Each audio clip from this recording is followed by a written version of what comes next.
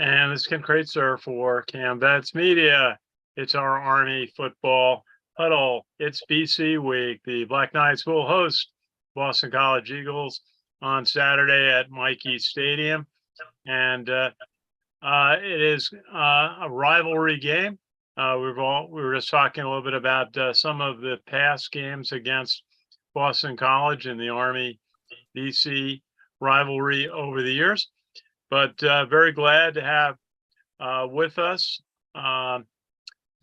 Steve Shalhoub from the class of 1992, and glad to have Steve with us, and from the class of 1987, Colonel Sam Houston from the Beat Navy studio in Huntsville, Alabama.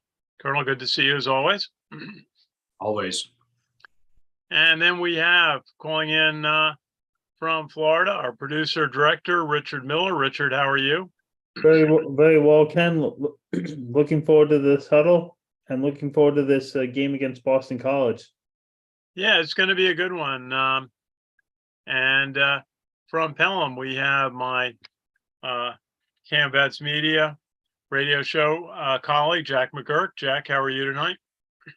Doing great, Ken, and a belated happy birthday. Yes. Thank you. Birthday. Thank you. Thank you. Thank you for remembering. Thank you for mentioning another year. Always a pleasure. So we talked a little bit with Coach Munkin today, and he sees the team needing to improve, and with the bye week providing a little bit of rest for the team, but a chance also to work on fundamentals, possibly adding some more elements to both the offense and to the defense. Maybe we'll start with Sam. What do you think Army needed to work on most during the bye week preparing for Boston College? Well, getting healthy from that Syracuse game would be a good place to start. I would imagine Steve probably has a better status on Andre Miller, but Ajon Marshall was hurt in that Syracuse game. I don't know what his status is. I've heard that Tyrell Robinson may be making an appearance this weekend. I don't know if it's premature yet. We'll find out on Saturday, but it's definitely been floating around on the rumor mill that he is possibly going to make it his reemergence after his devastating knee injury last year. As far as the team, some of the things they've got to work on, execution of the offense, precision, ball handling, timing. This offense requires very effective timing on the part of all the players, and that involves both the pitch plays, the running plays, the options that are involved with it, the passing routes, the passes, when they have to be there, where the ball has to be. They obviously need to work on all of that. What I'm hoping that they worked on was dusting off some triple option to mix it up a little bit with some triple option this weekend. And by that, I mean the type of offense that Army was running prior under Monken, because I still believe that it's in the playbook. I just think we haven't seen it yet, but I would like to see us make an adjustment in the game, and that adjustment is to, bam in your face with some triple option, and you didn't see that coming, did you, Boston College? On the defensive side, the defense played a lights out first half and first drive of the second half against Syracuse. And what happened is in the second half, they just got tired and they got outmanned by superior athletes. And the Army offense was being stymied by the adjustments that Syracuse had made. And therefore, the time of possession flipped. And as a result, the defense started to get caught out of position on a lot of plays, which allowed Syracuse to eventually take the lead and put a couple of touchdown cushion on the game. So remember that the best defense that Army has provided in the Monken era has been time of possession. So Army really needs to be focused on dominating time of possession against Boston College, and it keeps the defense fresh, and it keeps them able, if they're nursing any injuries, in between series of downs, they have the opportunity to kind of get that fixed up while the offense is dominating time of possession. So I really hope to see a balance out of the offense again. That's my main takeaway: is a healthy team shows up for Boston College fired up, and we see some wrinkles. That is maybe just a little bit of surprise triple option this weekend. Well, I get a report from Coach Monken. Obviously, very good news on Andre Miller, that he came home from Syracuse back to the campus late after the game on Saturday after a short hospital stay, and is going to class and receiving medical treatment. And Coach Monken did not rule out that he might be back this year. But there was good news on Tyrell Robinson, possibly Army's most explosive offensive player the past 2 years, that he will be back and could see action. Drew Thatcher said, he had not personally seen what Tyrell Robinson could do. He only had seen the video, but he is not taking any contact in practice, or at least a tackle to the ground, Coach Monken said. But that may not happen until there is a game. And they talked about his needing to build up his confidence again after coming back from the injury. So I have a feeling we may see Tyrell Robinson out on the field in a couple of situations to test himself out and build his confidence up. So that would be a good thing. They talked a little bit about Ajon Marshall, who went off the field putting no weight on his leg. And they said he is a possibility, but sounds like he needs a little bit more time. Could be Troy or LSU that he is back available. Steve, I think Coach Monken talked a little bit about Bryson Daly needing to improve his game. He ran at Syracuse for 73, but it was a 2.4 average. And then passing, he was 9 of 21, two interceptions. I talked to him today post-practice, and he freely admitted he has to improve. How do you see Bryson Daly growing and the offense at this point in the season? Yeah, if you look at the statistics between the two teams, I mean, we're pretty evenly matched. I think Syracuse on paper was a much better team. And it ended up, even though we came out spirited and had that game in our grasp, I think we just got worn down a little bit by a team that had a lot of talent. We had to play perfectly all the way through the game. And we started to, the wheels started wobbling in that game. But I think we are much better matched against Boston College. And as we talked about last week, I think Bryson was just a step or two away on a number of plays. And I attribute that not necessarily to him not being quick enough. It's just Syracuse was just a faster team. And they, that margin of error, it's so razor thin that just that little extra speed kept him from breaking a couple of those runs. I don't think Boston College is as talented as I talked about. So I think he may be able to break. He'll have a better game. He'll look better against this team, because I think that they're not quite as strong. I watched the BC play Virginia this past weekend, and they're what you would expect of a Boston College team. They're big, they're lumbering, but not as talented as some of the teams that we're going to see.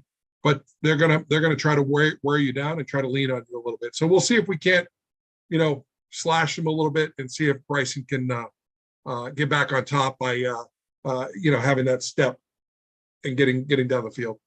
Yeah. Their quarterback for Boston College, Thomas Castellanos, as a transfer from Central Florida. But in 5 games, he's produced a lot of offense, 1,092 yards passing, 8 touchdowns, and has run for 358. So we got another quarterback, not so different from the Syracuse quarterback who can run the ball and throw the ball. Is that what you saw watching the Virginia game, Steve? Yeah, you know, he didn't look comfortable in the pocket throwing the ball as much as, as the Syracuse quarterback. It seemed a little clunky at time. It was a tough game to watch. Both of those teams are very similar in terms of higher education teams, higher education universities, and playing smash mouth football against each other. I thought that they were pretty evenly matched.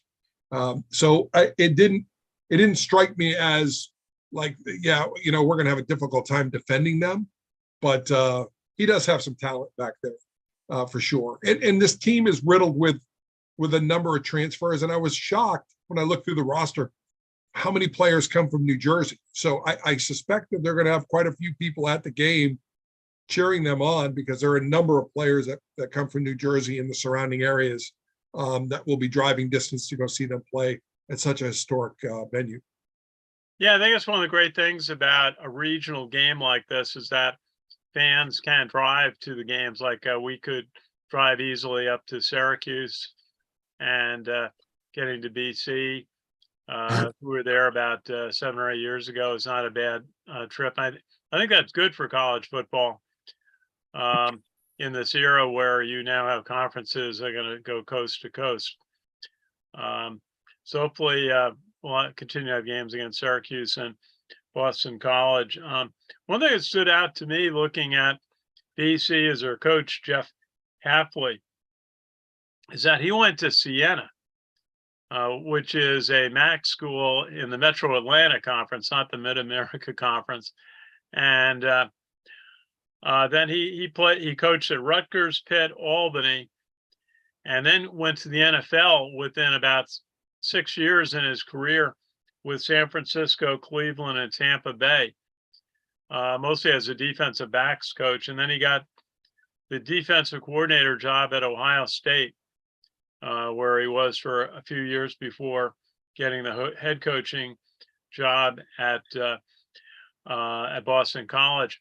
So it's sort of interesting. It's sort of like Coach Munkin's career path, in that Coach Munkin came from a small school in Illinois and made it to the highest level of coaching in college football. And so it's sort of an interesting story, defensive specialist. And but again, a school that is bringing in a lot of transfers through the transfer portal.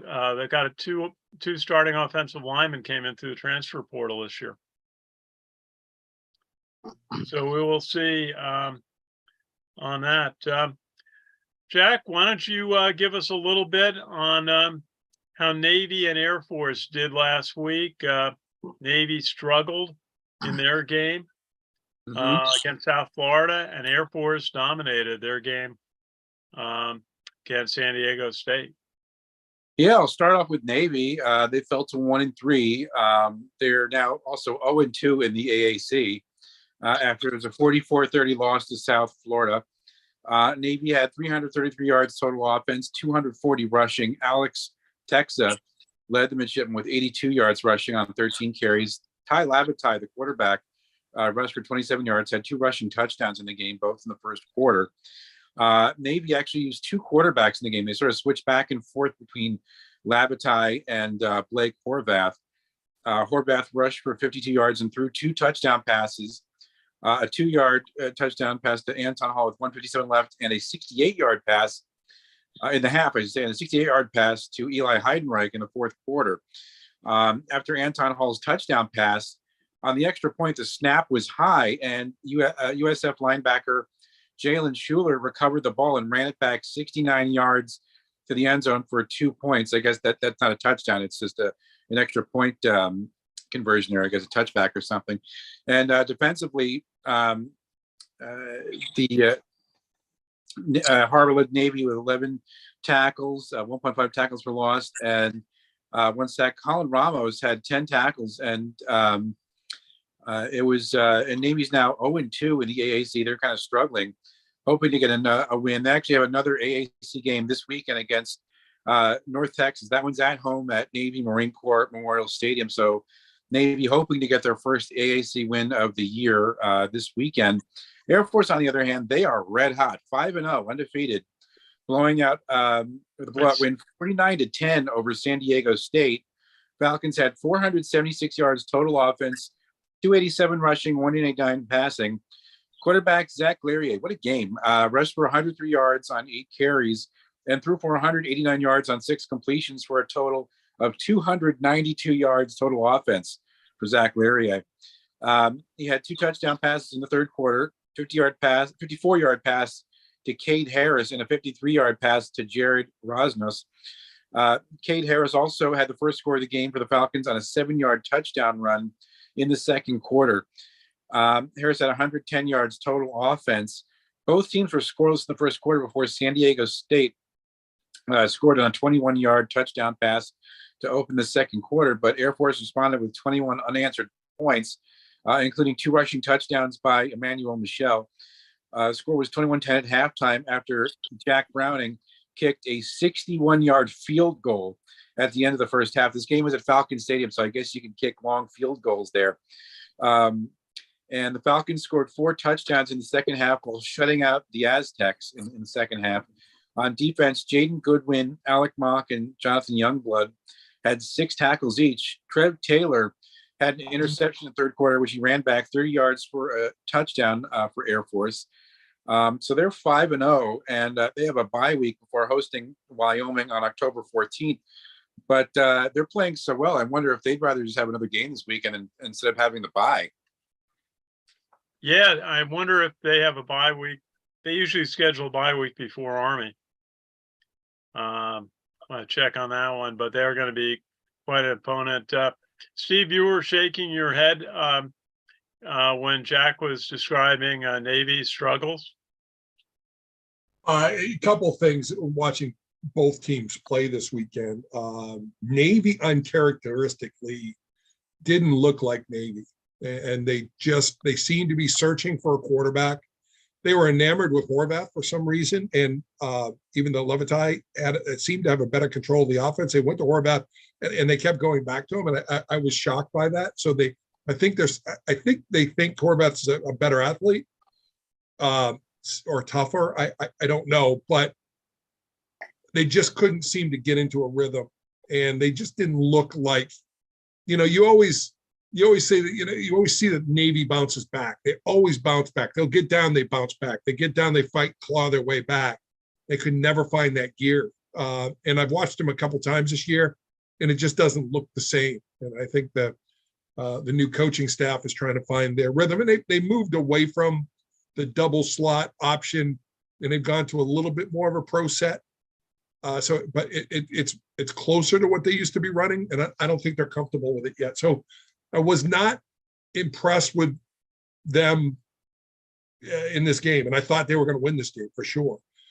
I was also shaking my head about Air Force because I predict they're probably going to be a top 15 team this year based upon their schedule and the way that they look. They are on target. They are grinded, and they look good. So, and I know we always play them tough, but if we're counting on Air Force to be one of the wins to get to us to a bowl, we need to reevaluate that. But we'll play hard against them. We always do. But, they look well-oiled, and they haven't lost a beat, even though they lost a quarterback and their best running back. So we've got to get prepared. They reload quickly, and they play hard. Well, and that game will be at Mile High Stadium, or used to be called Mile High Stadium, Denver Broncos home. I was noticing on watching the game on television that they haven't started their project to rebuild their East Stand, something similar to what Army is doing. That being the reason said to go to Denver for the game. Is that, you have any info on that? Is that project on hold? I don't know. I don't know. Maybe they just weren't getting off in time because winters are a little bit harsher to be working there, I guess. But I don't have any insight on that. Okay, Yeah. check. The crazy Richard, thing go ahead. You got something on that? It's called Empower Field at Mile High. Empire Field. Okay, I'll get my corporate sponsorship name right. The crazy thing is that the Commanders Classic that was in Dallas for 2 years, followed by playing the game in Denver, was supposed to overlap the renovations going on at both stadiums, at Mikey Stadium and at the Zuni Stadium. And as it turns out, nothing's really happened. So these are renovations that are still yet to take place. So I don't know how they're going to handle it moving forward if we're going to keep playing Air Force in some, other like neutral venue or something like that. But I would love for the game to get back to the home series that it always has been. Yeah. But I wanted to concur with Steve on both his observations of Navy and of Air Force, and with emphasis on Air Force. I just, every year, I think that we secretly hope this is the year that Air Force is going to be really bad. This is the year they're just not going to be able to reload. And then lo and behold, here they come, and they look like gangbusters again. And this year is no exception at all. This Air Force team, I've watched at least a part of every game they played. They are as legit as any Air Force team I've seen play in a long time. They are good. And what really needles probably Steve as well and myself is the fact that they still run triple option, man, and they run it hard, and they run it imaginative, and they run it with gusto, and they get after people on the line of scrimmage and on the perimeter and downfield blocking. And these blocking rule changes that have happened just doesn't seem to be slowing up the Zoomies. So I'll tell you what, I'll be at the game, the Air Force game. But like Steve said, as much as we want to roll Air Force, and we do, to make the assumption that this one's going to be in the W column, this would be one year where you might want to put a little check mark or an asterisk next to that prediction, because if Army does not play their absolute best game of the entire season, and we're not trying to get ahead to that game, but if Army does not play the best game they have played the entire season when they roll into Denver, it could be a long day in Mile High in that lack of oxygen air. Well, we got a few big contests before we can focus on the Air Force Falcons. Richard, you want to tell us about a few of the big outcomes in college football last week? Top 5 or 6 games. Definitely. Have to start off with the USC at Colorado. USC remains 5-0, 48-41, as the Colorado Buffalo fall to 3-2 on the season. Sanders, this is Deion Sanders' son, threw for 4 touchdowns and 371 yards in that game for Colorado. Also, as well, you got number 2 Michigan. Michigan is 5-0, defeating Nebraska 45-7. The defending national champion Georgia Bulldogs got. Wait a second, we got to talk about that. I was watching. There were like 100,000 people there in Lincoln, Nebraska at that game, and Michigan just went in and rolled them, as you would say.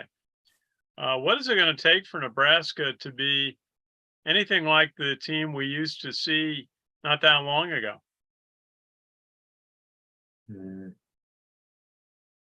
I think Matt Rule will get him there. I mean, it's his first year. It's he's a good coach. If he can turn around a Temple team and made them relevant, he's going to do it in Nebraska. I mean, if you're gonna take somebody to, I probably shouldn't say that on a recruiting trip to Temple, but Nebraska is not necessarily Southern Cal, but it's better than downtown Philly. Well, they have to go out. They say there's not that many top players in the state of Nebraska, but they've always had to recruit elsewhere. Okay, Richard, what else did you watch? Okay, what else did I watch? as we go through what is recently happened in college football. Number 3, Texas is now 5-0, demolishing Kansas with their first loss, 40-14. Kansas is 4-0, while the Texas Longhorns are 5-0. Let's see. You have Penn State. I can't seem to get the score of that game. 41-13 over 40 Northwestern. Okay, 41-13 over Northwestern in that game. You also have, and I pretty much think that's it as far as the some other scores you've got. Yeah, let's see. Big win for Oregon A&M. over Stanford, Oh, 42-6. Oregon did a number on Stanford in that game. Texas A&M defeated Arkansas 34-22. Arkansas goes to 4-1 on the season. Let's see, you've got Utah State 34-33 over UConn. UConn falls to 5-0 on the season. UConn falls to what? What? UConn, I think they're 0-5 now. Yes, UConn is 0-5 on the season. Yeah, they're struggling with that program. Central Michigan defeated Eastern Michigan 26-23 in that. Okay. that Let's match. thank you, Richard. Let's do we talk about Notre Dame at Duke? Ooh. Duke thought they had that one, and then Notre Dame makes a play at the end to go ahead and win 21-14. Duke lost on a number of fronts on that one. Lost a quarterback, I mean, their season's probably pretty much done at this point. It was heartbreaking. But it was I'll tell you, it was a class act. The Notre Dame quarterback at the end of the game waiting to talk with the Duke quarterback, and it was it's a hard fought game, but it was tough to see. I was rooting for Duke. I really was. Yeah, me too. Big crowd there. I mean, it was good to see, the huge crowds at some of the college football games between there and at Colorado. Watching that game, those stands were packed at Colorado, every single seat. And also I saw that at Nebraska. It kind of shows how popular college football is when you see the big crowds at these games. And well, Ken, I can't understate enough about how exciting it is to get. There's some relevance to certain teams again. Texas being relevant again is exciting. I mean, I remember growing up as a kid watching, Texas was on all the time, and they played well, and then they disappeared, and now they seem to be back. I'm not necessarily a huge Sarkisian fan, but I do like the Longhorns and the way that they're playing, and that was not an easy hurdle against Kansas, because Kansas has had their number the last couple of years, and Kansas is having a resurgence themselves, and so that was a good, exciting game to watch. And Penn State is legit this year, and they could make, they're under the radar. They could beat. They could win the Big Ten. They definitely could. They're a really good ball team. I don't think Ohio State is as strong as they've been. And Michigan, I don't think has been tested yet. So it's interesting to see how that starts slugging out when we get into the conference, the meat of the conference of this entire thing.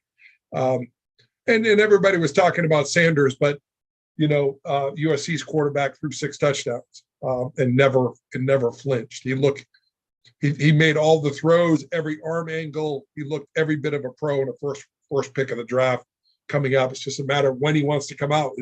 And the NIL dollars, NIL dollars make it all different now, right? So he could probably make just as much in his rookie contract playing at USC that he could playing at, and he's already doing television commercials. He's doing Wendy's commercials and other things. Why leave? I mean, really, if he doesn't want to go to Chicago, then don't go, right? He's going to make as much money, and there really is no excuse to go. Or the Jets, who need a quarterback desperately. I don't think the Jets are going to be, after the way Wilson played the other night and the team that they have, they're not going to be the number 1 pick in the draft. Well, but Chicago certainly could be. Or the Giants. Hey, Steve, you talk about the NIL impact and the significant amount of money being played to college football stars at some of the bigger programs. How does that fit into the budget at one of these schools? If they just had to find, like another 10 to $20 million, in their program to, fund these NIL accounts or find new partners willing to do NIL agreements with key players or the team as a whole? Does that just mean the whole budget somehow, bigger? If you look at the financial impact, and I've seen some studies that on Colorado alone, it's $80 to $90 million of additional revenue to that university now that Primetime is the coach and what's going on there. And I think that number is light. I mean, think about it. The exposure that they've had just having game day or the equivalent at Fox at their universities, which they may have stopped by the university on the way through to Southern Cal or some other place, but they weren't stopping to do a show. And now they are. And it makes the universities relevant, and it makes, admissions and enrollment up. When a team goes to the Final Four, enrollment goes up. There's a huge boomerang effect that goes to the schools themselves that you can't measure just with TV dollars and other things. So they can find a way to finance that. There's already tons of money flowing to the university just from the effect of having Primetime as their coach. So I think with the right players, and you're watching, Texas pack out places, you're watching Nebraska pack out places, you're watching these coliseums of 100,000, 120,000 people going to these ball games, spending tons of cash. There's money involved. I was certainly going to see that when we go down to LSU in a couple of weeks. 100,000 people there in Baton Rouge on a Saturday night. Cool. Hey, I wanted to touch on something we were talking about before we went live. Is the Associated Press wrote an article this week suggesting that there was serious discussion going on between the American Conference, their commissioner, and West Point, Mike Buddy, and leadership at West Point on bringing Army into the America Conference. And one of the things they brought up, which I hadn't really heard much about, was that Army has contracts with as many for many games over the next several schedule years, and that the fees to get out of those contracts might be as much as $35 million, which is a lot of money. I was just wondering if you think Army can handle that, if that case is true. I know they can reschedule some of the games as non-conference opponents, but it certainly might change some of the dates that have been committed to. Any thoughts on that? Is that something that could prevent this from happening? Well, one thing that and obviously we're not involved in any of the negotiations or discussions going on here, but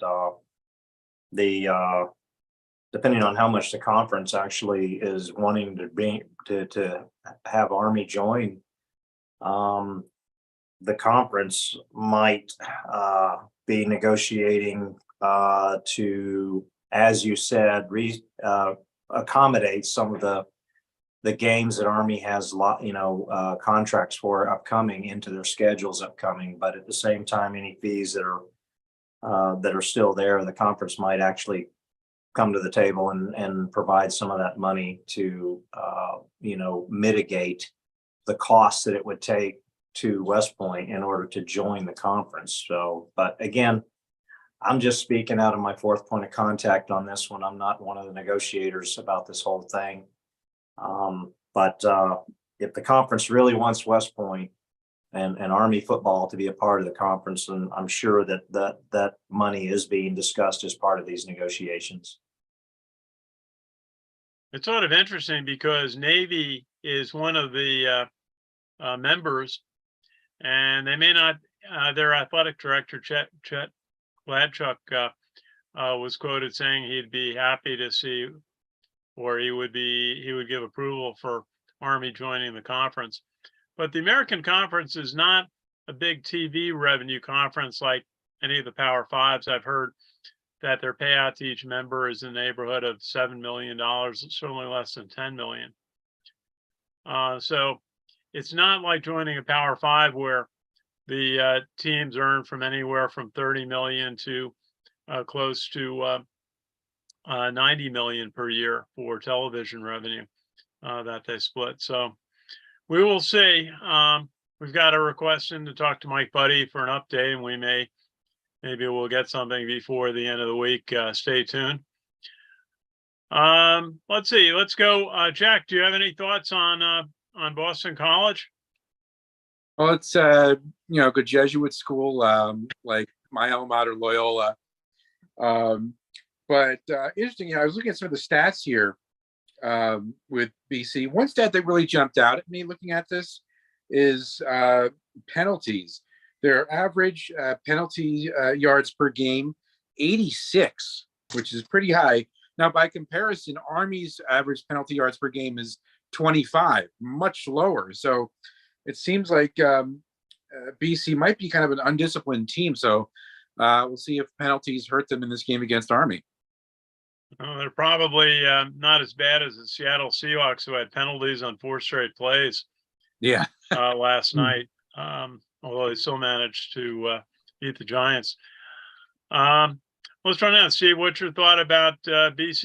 You played them when you were playing at Army. Yeah, we played them a couple of times. Got to play them up in Boston College, which was exciting because I had growing up in Maine, I had a bunch of high school classmates and stuff came down and watched the game and got to see me play. So that was pretty exciting. One of the things that could play a factor in is weather. So forecast is probably 90% rain heavy at times. Oh God, more rain. Yeah, more rain. So we've just got to keep an eye on that and keeping our hands on the ball and keeping the number of turnovers and mistakes down to a minimum. Boston College is they do have, to Jack's point, have a lot of penalties, but turnovers are not out of they're not out of whack in terms of their turnovers. So, it's going to be, we don't have the luxury of we have to play disciplined, mistake-free football, or we're going to lose. We look at Louisa Monroe. We just lost that ball game based upon that. So, it makes it a little bit more complex when you have rain and the football is going to be wet and the turf is a little bit slick. So we got to keep an eye on that. Up front, defensively, they're big. Their nose guard they're an even front. So they've got two nose and a defensive tackle. That's probably going to be a 3 technique on the guards. The center, our center's a freshman. He's going to be left open and he'll probably have to get one of the linebackers, the Mike linebacker, but they're 315, 320 up front on one of and the other tackles close to 300. So they're a little bit bigger, and they've got some experience up front. So can we move them off the ball, get the angles we need so that we can move the ball down the field and run the ball? Is going to be awfully key in holding on to the ball with the weather. I think we've got to play mistake-free football, and I think we'll come out victorious if we do. Okay, Sam, what's your thought on facing Boston College? Yeah, the Boston College Virginia game, just bits and pieces of that is my limited knowledge of Boston College this season. I really haven't read that much into them. Boston College is a storied program. They've had great teams. They've had great players like Doug Flutie, who won the Heisman back in '84, I believe. And Boston College and Army, they've had a series that goes back, they play each other from time to time, and they normally play pretty good ball games against each other. So I'm viewing Boston College, just rank ordering it against teams that Army's already played. I'm kind of viewing Boston College as maybe somewhere around UTSA level. And we saw what Army did to UTSA. Now, let's keep in mind that was in a dome stadium, so weather was not a factor. and it was climate controlled and everything else. So looks like weather might be a factor this weekend. And if it is, this will be the first time Army's new offense will have been playing out in, nasty elements. So what effect is that going to have? But as Steve said, if Army plays mistake-free football, then Army wins the game. But if Army does something even remotely similar to what happened against ULM, and they let Boston College hang around, well, Boston College beat Virginia because Virginia kept letting Boston College hang around. So, got to be real careful with this. It's going to be a test. It's going to be another confidence builder. It will be a good game to come away with a nice victory from, to build the confidence back up from Syracuse. But again, it's just going to have to be a mistake-free game, and Army's going to have to control the clock. That's going to be the real key factor to this game. If Army dominates the time of possession and has no turnovers, I think Army wins the game going away. Okay. We'll do our predictions in a second. Richard Miller, looking at some of the big games around the country in college football. I guess it's all going to start in Dallas with Oklahoma playing Texas at the famed Cotton Bowl. Definitely. Yep. I knew that game is the Red River rivalry. Colorado and Texas. I mean, Oklahoma and Texas. Pardon me. Oklahoma and Texas. Yeah, that's Texas.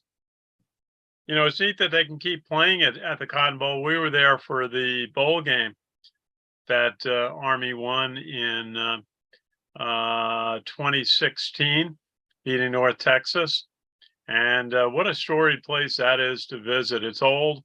It's not a fancy place, but boy, does it have football history from both college football and from the Dallas Cowboys. Yep. I grew up watching some of the games there. And so anyway, that'll be good. What else do you gonna have your eye on, Richard? Number four Ohio State will be taking on Maryland. Ohio State is 4-0, while Maryland is 5-0. I've also got, let's see, number 5 Florida State will be taking their 4-0 record at home against Virginia Tech. Also, you've got Georgia will be putting their 5-0 record on the line against number 20 Kentucky, who is also 5-0. Number 2 Michigan will be taking on Minnesota at 7:30. Michigan's 5-0, while Minnesota is 3-2. You also have, let's see, number 9 USC 5-0 taking on the Arizona Wildcats. Arizona's 3-2, while number 9 USC is 5-0 on the season. Okay, very good. Well, let's get into final thoughts on Boston College. It is a neat rivalry that goes back a long way. Boston College, I saw is celebrating their 125th year of college football this season. So, Richard, what's your prediction on the game? My prediction on the game, I heard about the weather you guys are talking about. You say it's going to be rain. I don't expect it to be, in fact, that high scoring. I'm going to expect a game of, like, I'm thinking 14. No, wait, 17. Wait, 14-7 Army. 14-7 Army. Boy, it's going to be. I don't expect it to be. I don't expect it to be that high scoring, but Okay. Army will control the clock. Okay, Jack McGurk, what's your thought on the score? Boston College at Army. I think this is going to be a close game. I think I like Army on top in this one. And as we were saying, this isn't the Boston College of Doug Flutie, or going back a little bit further, Bob Hyland. There's a old familiar name. Good friend of ours, yeah. Yeah, from White Plains. But I like Army in this one. I'm going to say 28-24. 28-24. Who's going to win? Army. Okay. And let's go to Sam Houston. Sam, what's your thought on the score? Yeah, Army's, I think Army right now, the line has Army by 3.5. To Richard, I remember being at a game that the final score was 10-6, and it was in the middle of a hurricane down in Duke. in Were you 26 in were you okay, 2016, Sam? that was Army played Duke in the middle of a hurricane, and this final was 10-6, and it really boiled down to which team was going to turn the ball over the least, because every team was just turning the ball over left and right. I don't think it's going to be a game like that. I think discipline is going to, obviously it's not going to be a hurricane.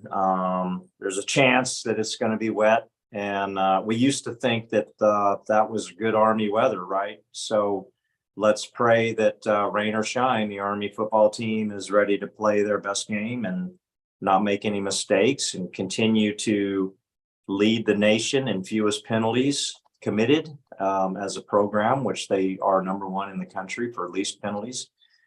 And so that being said, again, I think that it's going to be a close game. I think Boston College has just enough to be able to give us some goosebumps every now and then. But I see the final score as being 28-21 Army. And then we move on to our next game and forget about Syracuse. Yeah. And Steve, you've played against Boston College. What's your thought on what's going to happen Saturday? Army's going to have to play, like we talked about, mistake-free football. They're going to have the intensity. They've had a week off, so they have the opportunity of getting out there. I think they're healthier than we may have anticipated. So I'm going to go 24-21 Army in a highly contested ball game. Okay. I have a Quinn Morensky field goal in there. I would say that Army's got to get better play from quarterback Bryson Daly. He's got to improve on 9-21, 2 interceptions at Syracuse. Coach Monken kind of talked to that. Bryson talked to that. And hopefully the game is slowing down a little bit for him now, going to his 5th start. And he's played, a big time team in Syracuse. So playing at home, friendly environment, but still it's an ACC team and ACC defense. So we'll see how he grows, and it's a good opportunity for him. I think the defense, the quarterback for Boston College can throw the ball, run the ball. Thomas Castellanos, is thrown for 1,100 yards, has run for 356. So they're going to have their hands full on defense, but I think that Army's got a lot of experience on defense to utilize. And so I would go, I think, 24-17 for Army. I think the defense may be able to hold Boston College to 17 points. So we will take it from there. One thing before we break, I wanted to note a number of Army players were in the NFL on the field this week. John Radican dressed for Seattle, and Cole Christensen dressed for Kansas City, and Andre Carter got a tackle in his game for the Vikings. I didn't check Elijah Riley with the Steelers. That's one I didn't see if he dressed for the Steelers this week. But nice to see all those former Army defenders out there in the NFL having success. So we will call it a night and look forward. If you have a chance to be up at Mikey Stadium, it's going to be one of those days where there's a real buzz. Should be a good crowd. There'll be a lot of Boston College fans. Hopefully a lot of Army fans will come out for the game. but do arrive early is always a word. And hopefully the weather will permit a parade of cadets or a review of the cadets at 9 o'clock on the plane. And then the arrival of the team at 10 o'clock to Black Knight's Alley and the Fan Fest activity. And then the warm-ups at about 11. And then the West Point Band will perform at about 11:35. Their performance of Brave Old Army team. And then they'll march out one of the regiments of cadets out onto the field for the national anthem. Always a great pregame at West Point before the 12 noon start. So any other final comments? Everybody pretty well set, prepared for Army at Boston College. Well, let me go around and thank our producer, director, Richard Miller. Good job, Thank you, Richard. Ken. And Jack McGurk keeping up on Navy and Air Force. Jack, I forgot, who's Navy and Air Force got this week? Air Force has You mentioned. the bye. Air Force has the bye, and Navy is hosting North Texas. North Texas. Okay. Thank you. And then from Huntsville, Alabama, in the Beat Navy studio, Colonel Sam Houston, thank you for joining us and your contributions. As And always, from- Ken. Always a pleasure. And from South Jersey, we have from the class of 92, Steve Shalhoub. Thank you all. And I'd like to thank our sponsors at the New York Yankees. They finished up their season, but we appreciate their support. And also want to recognize one of the veterans organizations that we'll be featuring during the year. That is the Special Operations Warrior Foundation, based in Tampa, Florida. And they take care of the families of fallen Special Operations members. They send a lot of children to college, and they mentor them along the way through all of their school years. They're a great organization. So we'll see everybody at Mikey Stadium for the 12 noon start. Army will host Boston College.